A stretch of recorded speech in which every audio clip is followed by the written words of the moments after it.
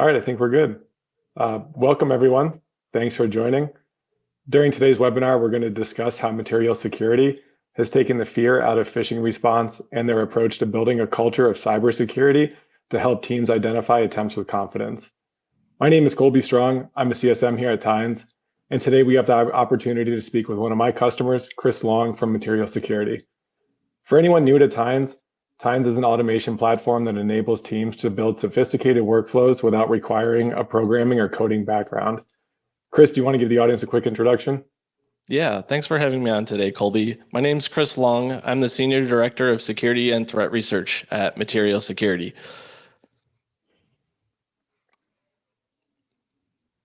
Cool. Thanks, Chris. Here's a quick overview of everything that we're going to cover today. We'll explore the complete life cycle of modern phishing defense, from understanding today's sophisticated attacks through the challenges that teams are facing in detection and response to how automation and AI are transforming our capabilities. We'll also examine the critical role of non-security teams and conclude with best practices to future-proof your entire phishing detection program. Then lastly, we'll save some time at the end of our conversation for some Q&A. So if at any point anyone has a question, just pop it in the chat and we'll call it out at the end. Cool. First, I'd like to level set with some data about why we're here in the first place. So phishing feels more prevalent than ever today. Attackers are leveraging new strategies, channels, and tools, even more convincing in their messages. So according to Great Horn, 57% of organizations experience phishing attempts on a weekly or daily basis, with almost 1.2% of all emails sent being malicious, amounting to approximately 3.4 billion phishing emails each day. CSO Online notes that more than 80% of reported security incidents are due to phishing. CSO Online also reports a loss of $17,000 every minute due to phishing attacks. So that's a lot of time, resources, and bottom line business value that's being impacted by phishing each day. And when it comes to where phishing attacks come from, this next slide probably won't be a surprise to anyone. Let's do a quick run through of where attackers are focusing their efforts and where they're spending less time. So the primary attack channels are email, calls, and text. Email is most frequently mentioned for receiving spam, with nearly half of the respondents indicating that they receive spam emails most often. This is followed by phone calls, which 26.5% of people identified as a common source of spam, and text messages are coming in last, amounting to about 15%. So Chris, whether it's at Material Security or in previous roles, do you feel these metrics are in line with what you've seen? Yeah, I think this is in line with what we're seeing, and definitely seeing a big uptick in both the calls and texts. I think one of the advantages that attackers see when sending, phishes through text messages is that's a platform that's typically not monitored as closely as like an endpoint device, for example. So a user clicking on a phishing site from their phone, they may be using like a less secure form of MFA going through that channel. There might not be telemetry that they've even clicked a phishing link. If it didn't get sent to an email inbox, for example. And we're also seeing an uptick in kind of sophisticated attacks through calls. One thing that we've seen happen in the past couple of years is an attacker will basically spam bomb a customer and call them under the auspice of being part of like IT for the org and say, hey, we see that you're seeing like a huge spam attack. Like, I'm on the IT team here and I want to help you. And they'll try and either social engineer them into giving credentials or installing basically like a remote access tool to gain access to the organization. So definitely seeing them take advantage of the kind of out of band communications. Yeah, well said. I think we can pop into the next slide. Cool. Well, before we dive into our content, I'd like to have everyone joining get a chance to weigh in as well. So on the right-hand side of your screen, you should see a poll. We'd like to know through which channels have you guys experienced phishing attack attempts? We have A, emails, B, calls, C, texts, or D, other.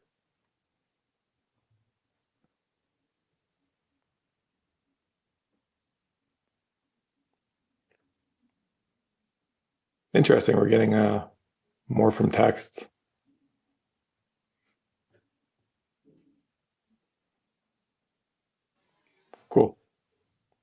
A little bit surprising there to see the breakdown between 50-50 between text and emails, but starting to become more prevalent, I suppose. Well, thanks everyone for sharing what we're seeing. So to jump back in here, Chris, I'd like to look back on how phishing has changed. Chris, how have you seen phishing attacks evolve over the course of your career? And what trends are you noticing in the tactics that attackers are using today?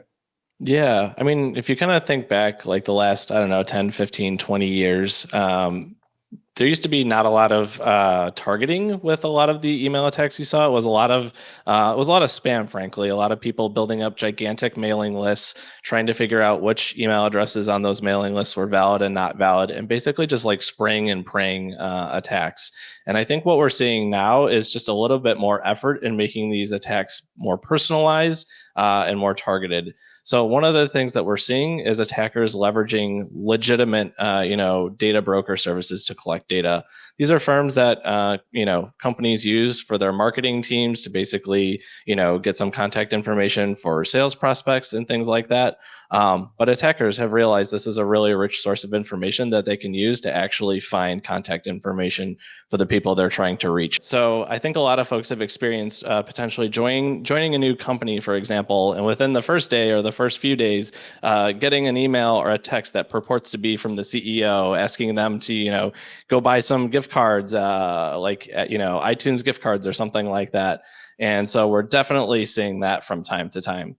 The other kind of development that we're just seeing a constant uptick in that seems to have no slowdown is the abuse of trusted platforms. We're seeing things like PayPal be abused to send kind of false invoices to people. And we're seeing things like DocuSigns being sent to people. And these are all coming, these are not even spoofs of the platform.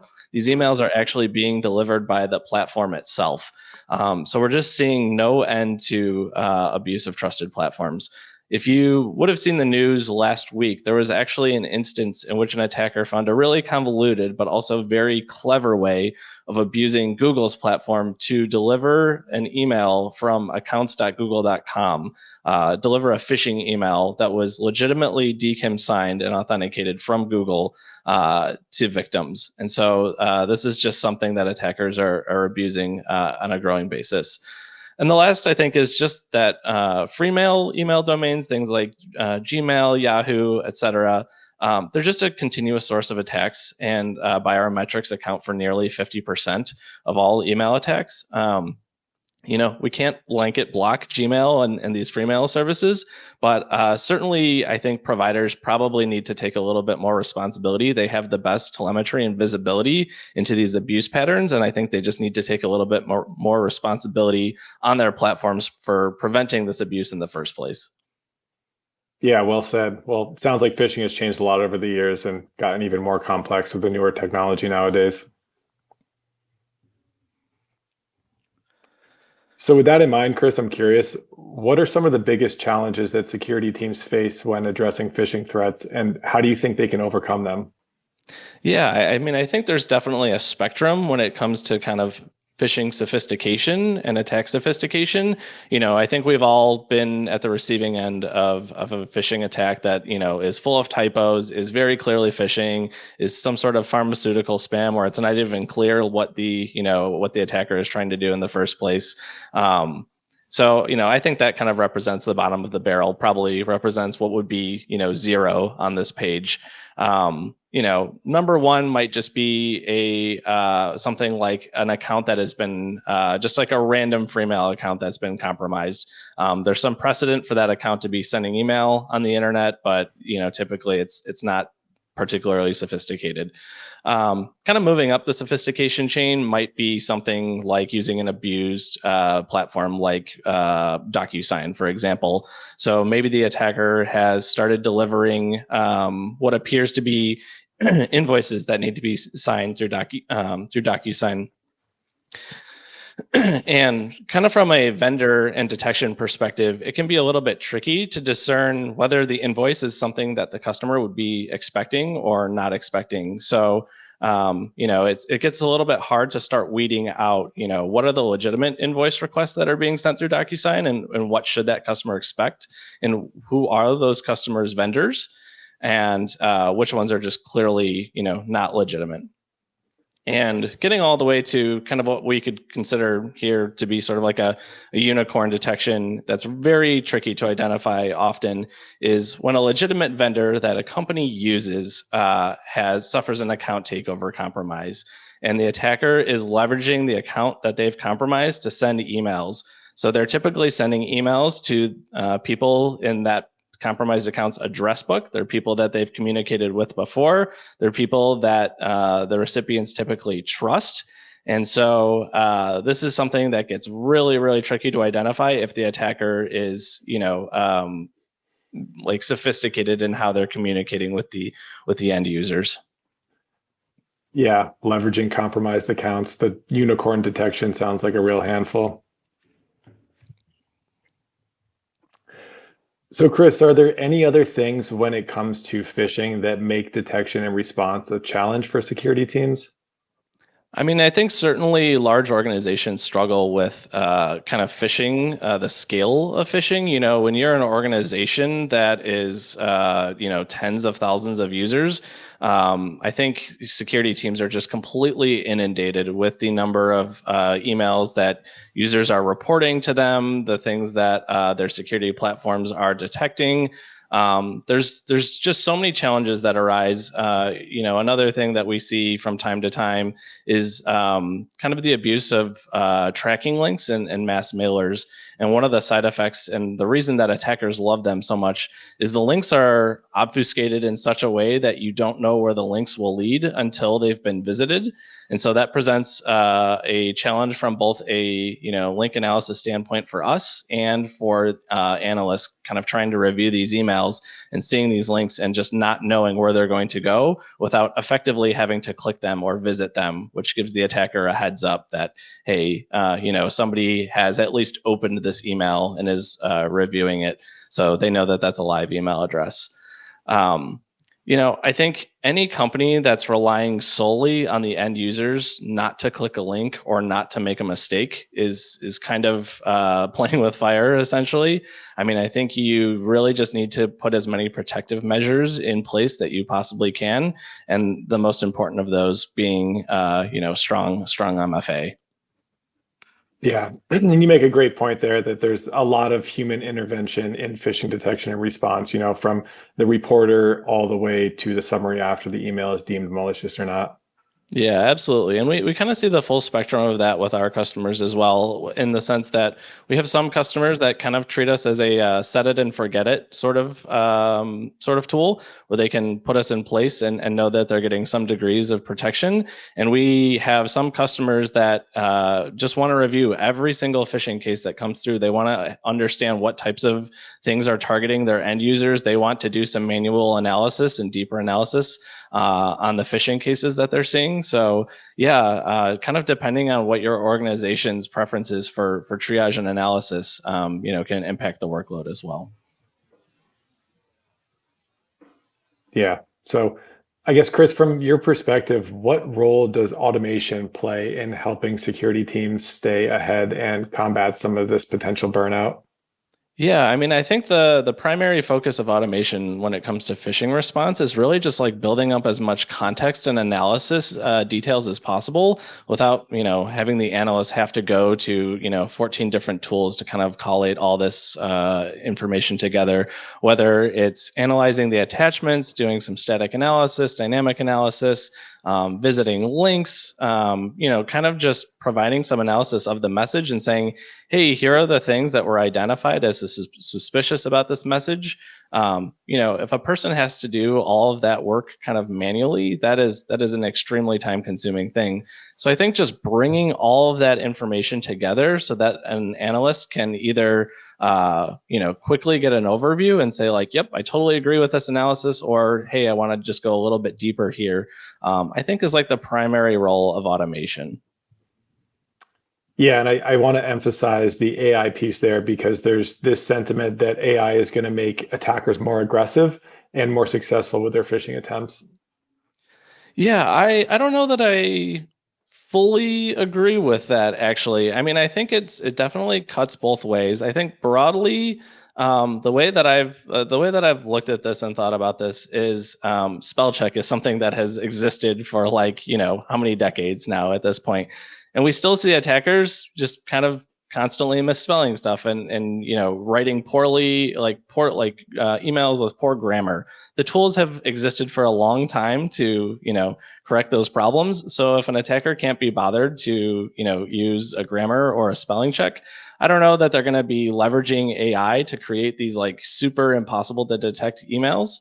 But at the same time, I just think that AI is broadly just going to disproportionately help builders. I think that's what it's been really great for, is just helping people build and prototype things. And so I'm hopeful that it's going to disproportionately help defenders, because they are the folks who are typically building complex systems to detect these types of messages.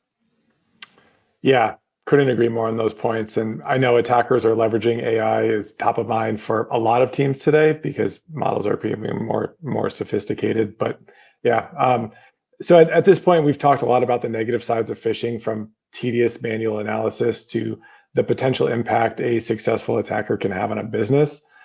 So at this point, I'd like to switch gears a bit to focus on what really good defense looks like. Yeah, so I would basically start by saying that it's incredibly crucial to just set up a process-driven environment for phishing.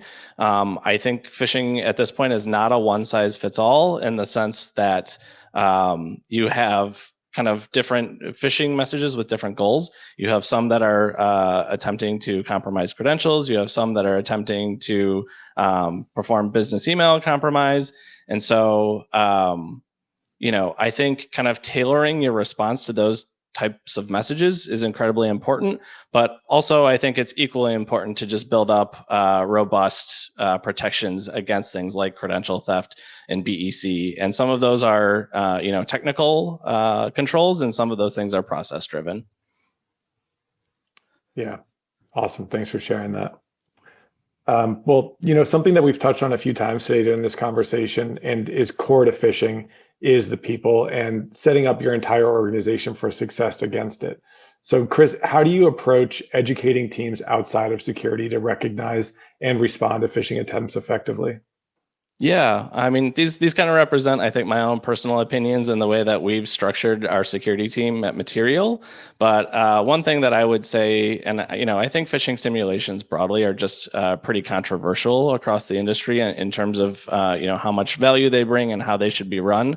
My personal belief is that what you are doing when you are building a phishing simulation program is you are just adding another layer of detection by training your end users to recognize what a phishing email looks like. But what you should not be doing is training them as a detection layer to depend on them, as if as though if somebody fails to detect a phishing message, you're going to have a compromise. Like, the blame should not be on them. So my kind of philosophy here is that simulations are really good, and they should kind of be reward only in nature. There should be a positive reinforcement element to them, which is, hey, if someone at the organization, does detect the phishing message, kind of give them a pat on the back and a reward. And if they don't detect it, that's unfortunate, but there should be other defense in depth controls in place to, prevent an incident from occurring based on that. The other, and kind of speaking of defense in depth, it's my personal belief that the security team is responsible for setting up a really strong multi-factor authentication infrastructure. We're at the point today with FIDO2 authenticators, thinking of things like YubiKeys and software authenticators. These are considered phishing resistant authenticators, and they make credential theft very, very difficult for attackers. So, getting to that as soon as possible, you just completely shrink the attack surface for credential theft through phishing. So that's something that we set up very early in Material, and I think it's paid dividends for us in the sense that credential theft is not something we particularly worry about, for phishing, because an attacker cannot phish, a YubiKey, authentication. So I think that's another tenet that I focus on, and I like for our security team to be transparent and approachable. I've definitely spoken to people who have told me, "Hey, I worked with a security team before, and they are kind of not approachable, and they just tell us no every time we ask for stuff, and everything they do is in secret, and they can't share any information about what they're doing with us."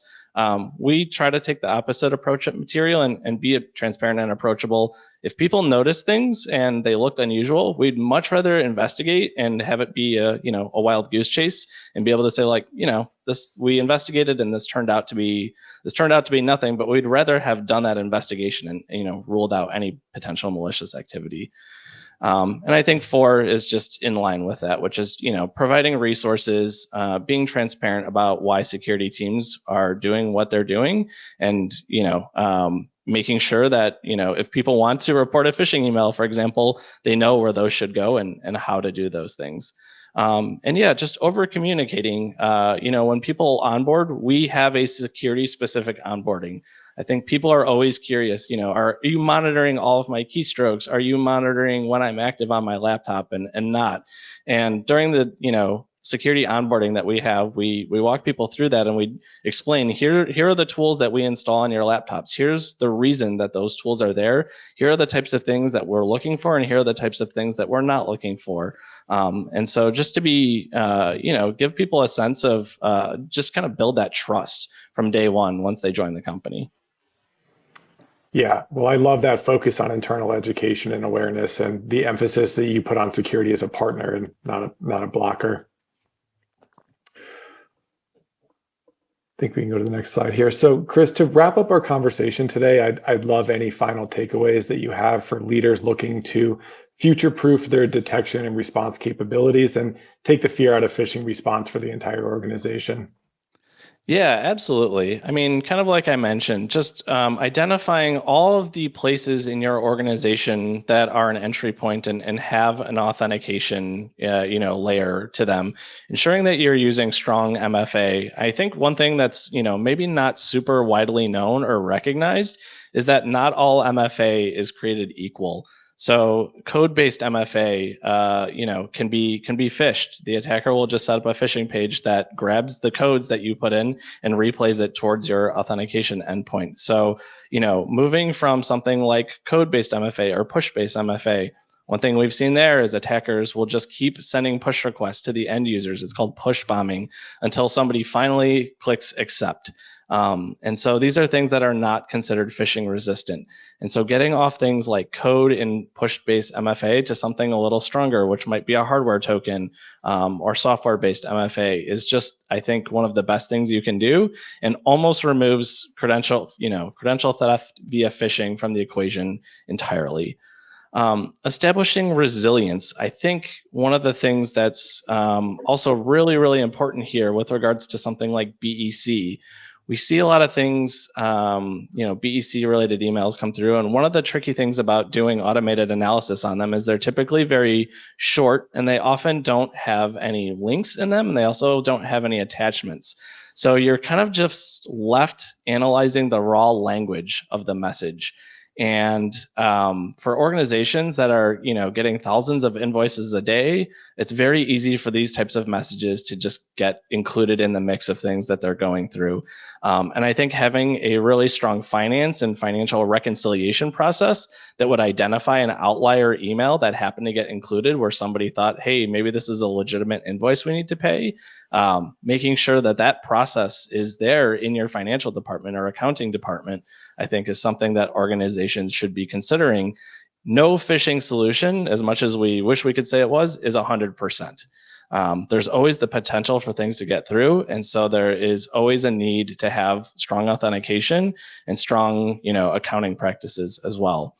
I definitely believe in prioritizing education for the end users. Strengthen that detection layer of your end users as strong as possible. Help them distinguish what is phishing and what is spam. Help them understand how they can set up their own filters. If your security program is getting inundated with user reports that are just marketing emails, point users to resources that help them kind of self-service the removal of those emails. and definitely build and follow those processes that we just covered. Yeah, push bombing's a new one for me. I'll have to keep that one in mind. But thanks for sharing those, Chris, and huge thank you to the audience for listening in. So at this point, I think we'd like to open it up for any questions that might have come through. Looks like we already have one here for you, Chris. I understand you probably can't share a lot of detail, but can you cover at a high level what automations Tines is running for you guys? Is it just investigation and then a human makes the final decision? Yeah, so for us, we integrate material into Tines to kind of orchestrate our broader security operations workflow. So we have an internal case management system, and so we leverage Tines to kind of orchestrate all of that together. So for us, when material, and of course we run material at our own organization, identifies a message as suspicious or malicious, that we leverage Tines to go ahead and create a case for us, post a notification to Slack, enrich the case with all the detail that we want. And we also run a few automations just to check certain things, do some link scanning, and just pull all of that analysis together for us into the case where we're doing the triage. And so, we have all sorts of workflows such that when material detects something, our Tines will create the case for us. When we close the case in material, Tines goes ahead and does all the automation for us for just opening and closing and enriching the case. Yeah, awesome. Have another one here for you, Chris. Can you give some examples of what platform types you recommend for teams to pull data from when investigating potential phishing emails? And what are some must-haves for data to use to compare against? Yeah, that's a really, really good question. So I think, first and foremost, material, we're trying to do as much of the analysis up front for you as we possibly can. So that's including things like who is assessment on the domains, both in the URLs and the sender domain. So, we'll be able to flag something for you if, for example, you get an email from a domain that's less than 10 days old. But if you wanted to consider, really instrumenting material for further analysis, one thing you could consider doing is, shipping attachments to potentially like a third-party sandbox, whether you have something like Joe Sandbox or VMray. Maybe you receive a lot of PDFs or something of that nature.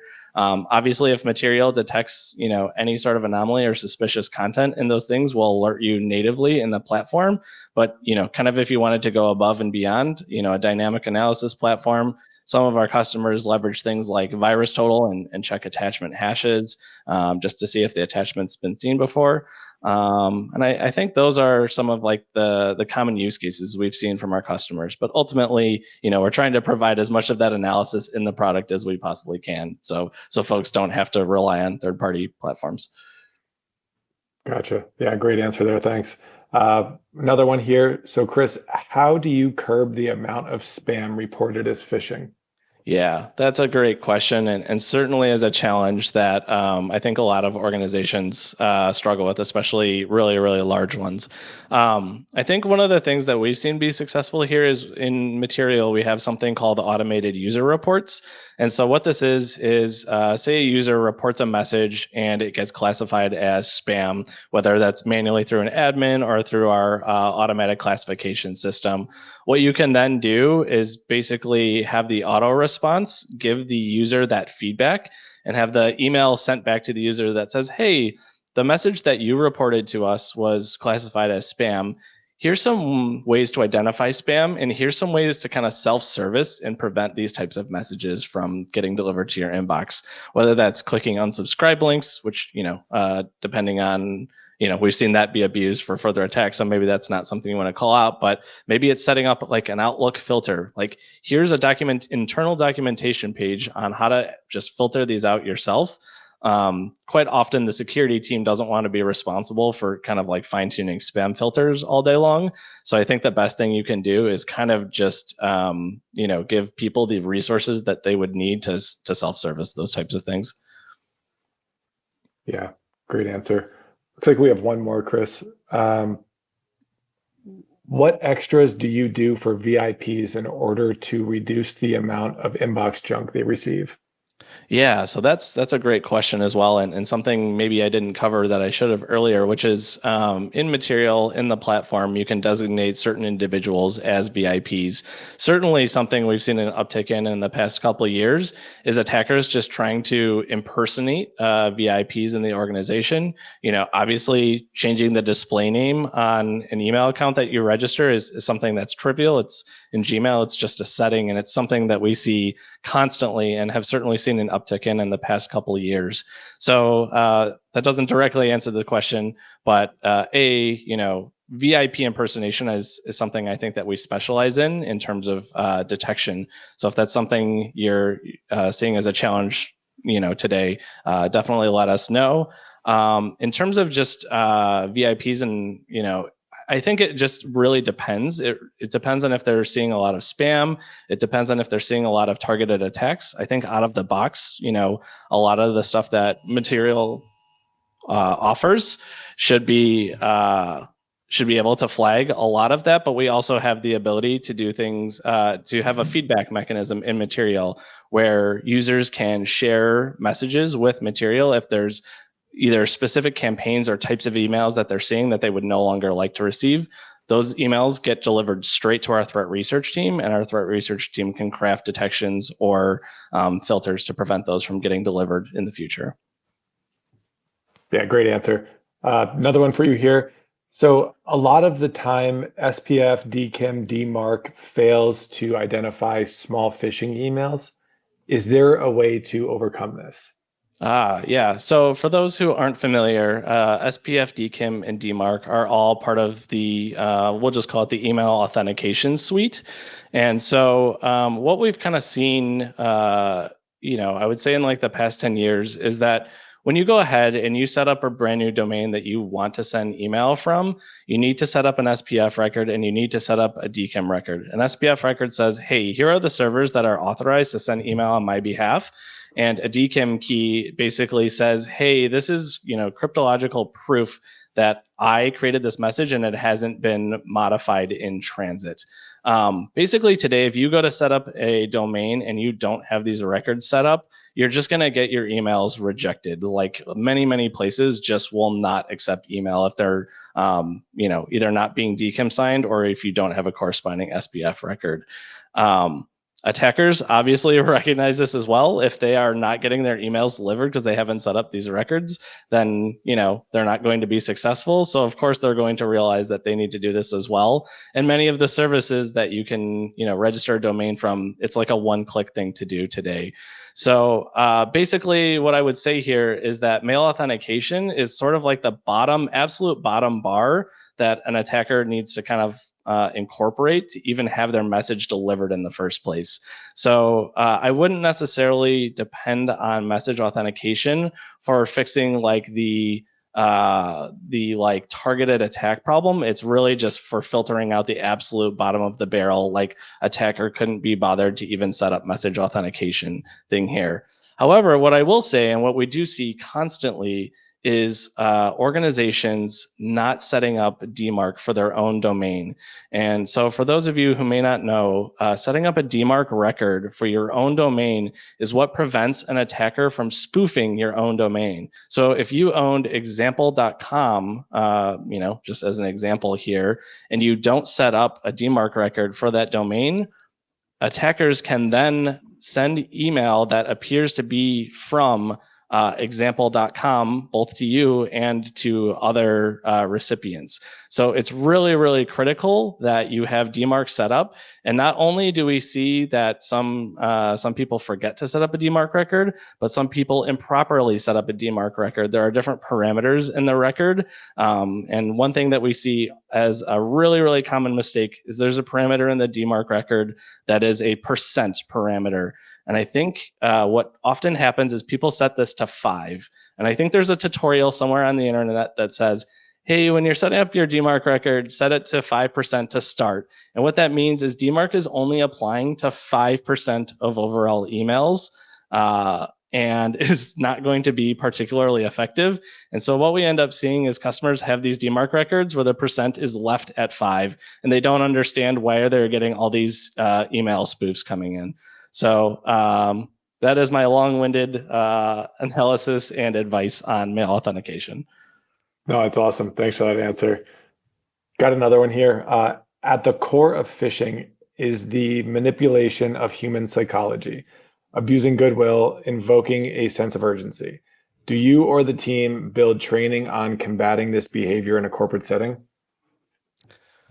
I think that we rely a little bit more on defense in depth and tools here. So, material will sort of pick up on messages through, natural language understanding. If there are emails that come in with things like a sense of urgency or things that seem to be requesting like a change in bank account or like direct deposit are really, really common things that we see. And so if messages kind of have that type of wording and that type of manipulative sort of language that we see from time to time. That's something that we'll rely on the tools for. Certainly, when we are doing phishing education, these are signs and signals that we educate end users about to kind of look out for and be aware of. And that is, yeah, quite often, if it's not a grammatical or spelling error, people quite often pick up on the fact that something seems to be written very urgently and not in line with something that they've seen before. So I think, what I'd say there is, we, as a first layer, rely on the tools to kind of identify that sort of language. As a second layer, again, just harping on the strong authentication. Whereas even if the user does get tricked into doing something, the impact is going to be limited due to the strong authentication. So I think that's kind of what I'd say about that. Love it. Awesome stuff there. Another one here. So, what are some of the biggest misconceptions security teams have about phishing attacks, and how can they avoid common pitfalls? Oh, yeah, that's a great question. I think some of the things that we've covered already are some of the kind of common pitfalls, which is a lot of folks just don't understand the role that message authentication plays in like the legitimacy of a message, which is to say that just because a message comes in and SPF and DKIM and DMARC all pass, that has no sort of bearing on the content of the message. And if it's safe to click links in it or anything like that, it just means that the attacker set up their infrastructure and took the time to set up those records. So I see a lot of folks getting a little bit confused on, what message authentication indicators actually mean. And then I think something that we also see as well is just people who are currently unaware about the abuse of legitimate platforms. People who don't recognize that, you can actually get a malicious email from, invoices at paypal.com, for example, or a DocuSign that is actually from DocuSign.net and is sent, through DocuSign's infrastructure. Some people just aren't aware that those emails are being delivered. And, when they see the paypal.com, they automatically kind of revert to like, oh, this must be safe. It was sent from PayPal. It passes authentication. I'm just going to go ahead there. Another thing that we didn't really touch on here that kind of leverages both emails and calls is there's a huge uptick in what we call, I think the industry calls callback phishing. So these are emails that are delivered and they often don't have links for the user to click, but they might say something like, hey, this is an update on your purchase for, $14,000. If you have any questions about this order or want to dispute anything, go ahead and call this number. And the end user is going to see this and think, I didn't spend $14,000.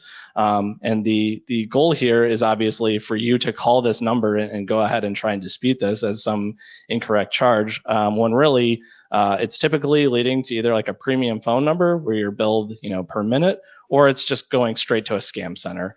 And so that's another thing that I think people need to be aware of. Maybe not necessarily a misconception as much as just situational awareness. Love it. Two more quick ones here for us, Chris. We talked a bit about this during the session, but how do you see AI evolving in both phishing attacks and defenses over the next few years? Will it make detection easier or harder? Yeah, I kind of like I mentioned earlier, I'm hoping that it's going to make detection easier. I think, kind of like I mentioned, it just makes building and testing and prototyping easier. And I think defenders are typically the folks who are spending the most time building complex systems, and would benefit the most from the kind of automated analysis that AI excels at these days. What I would definitely say is, the new breed of Gen AI and LLMs are not particularly good at doing phishing message classification on their own. If you're building a AI to sort of detect, hey, is this message definitively malicious or not? I think you just run into the situation where there's too many edge cases and the AI is kind of just too easily deceived. It also runs into the same problems, which is it might see the messages from PayPal.com and incorrectly assume that that must mean it's legitimate. Not to even kind of get into all the sort of weaknesses with LLMs like prompt injection and kind of protecting around all of that. I think what you see here for detection is kind of more traditional machine learning approaches still typically excel, but where LLMs are really, really helpful is just raw factual analysis about a message. Don't try to, make a classification of good or bad or assign a score, but really just, hey, based on all these headers in the message, tell me the story of how this message transited through the network, or summarize the message authentication headers for me, or is there anything in this? Can you identify some urgent language in this message? It's really, really good at factual analysis. It's just less good at, is this a phishing message? Yes or no. But broadly, I just think that we're going to see disproportional advantage on the defensive and detection side just by nature of, a lot of AI being focused on empowering builders. Yeah, I agree with that. Great points there. Last question for us today, Chris. What kind of metrics do you have about users who click on phishing emails, links, et cetera, to enter credentials? Oh man, I don't think I have any hard and fast just because it's very, very organization specific. It's very, very configuration specific. Different environments have different degrees of filtering and preferences in terms of tolerance. I think like broadly what we see is a lot of the newer, younger technology companies, typically are employing people who are a little bit more security savvy and have gone through lots of phishing education, are less likely to click on links. And it's the sort of more large enterprises that kind of still struggle with this. I think it's just harder for them to roll out kind of state of the art MFA when you have 50,000 users. When you have 50 to 500 users, kind of doing that rollout is a little bit more straightforward than kind of doing that for 50,000 users. So I don't have any hard and fast metrics just because it's extremely organization, if not like technology sector or industry sector specific. But I think broadly the metrics like almost don't matter in the sense that the end goal should just be to implement defense in depth and basically strengthen your controls as much as the organization allows. Yeah, well said. Appreciate those answers, Chris. So I think that wraps up our session today.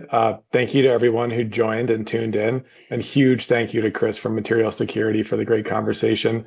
If you guys want to catch up on anything that you might have missed, we'll send out the recording tomorrow, so keep an eye on your inbox. And thanks again, everyone, for tuning in today. Thanks for having me.